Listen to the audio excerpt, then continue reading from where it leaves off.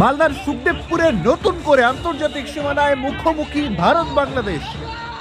এর আগে মালদার সুখদেবপুরে ওই এলাকায় যে এলাকায় কাঁটাতারবিহীন রয়েছে সেখানে কাঁটাতারের বেড়া লাগানোকে ঘিরে সংঘাত হয়েছিল বিজিবি এবং বিএসএফ এর মধ্যে, যেখানে মুখোমুখি হয়েছিল দুদেশের বাসিন্দারা অর্থাৎ ভারতীয়রা, অন্যদিকে বাংলাদেশিরা। ফের সীমান্তে সংঘাত এবং এই মুহূর্তে দেখা যাচ্ছে একেবারে মুখোমুখি ভারত বাংলাদেশ সীমানায় বিএসএফ একদিকে, বিজেপি একদিকে রয়েছেন, অন্যদিকে ভারতীয়রা এবং বাংলাদেশিরা। কার্যত এই মুহূর্তে যে ছবি, সংঘাতের এক প্রকার ছবি উঠেছে মালদার বৈষ্ণবনগর, সেখানে সুখদেবপুর আন্তর্জাতিক সীমান্তে।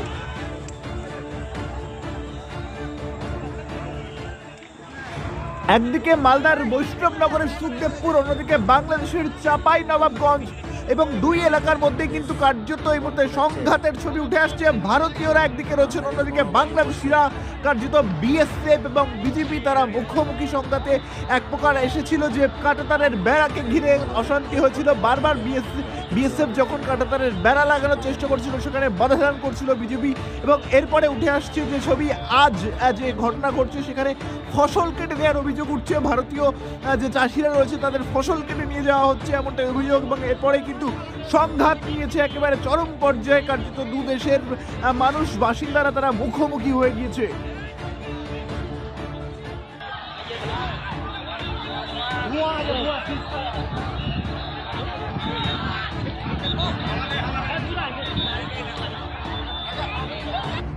বন্দুক তাক করে দাঁড়িয়ে রয়েছে বাংলাদেশ বিজেপি। হ্যাঁ,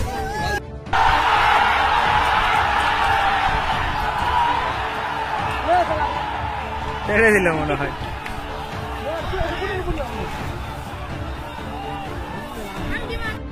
টিয়ার গ্যাস পাঠানো হয়েছে, টিয়ার গ্যাস।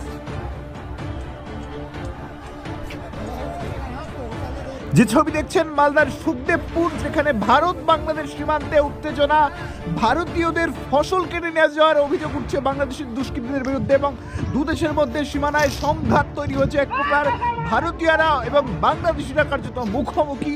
বিজেপি রয়েছেন, বাংলাদেশ বর্ডার গার্ড এবং এক পাশে, এবং অন্যদিকে ভারতের বিএসএফ রয়েছে, এবং পরিস্থিতি মোকাবিলার জন্য কিন্তু টিয়ার গ্যাসের সেলও ফাটানো হয়েছে।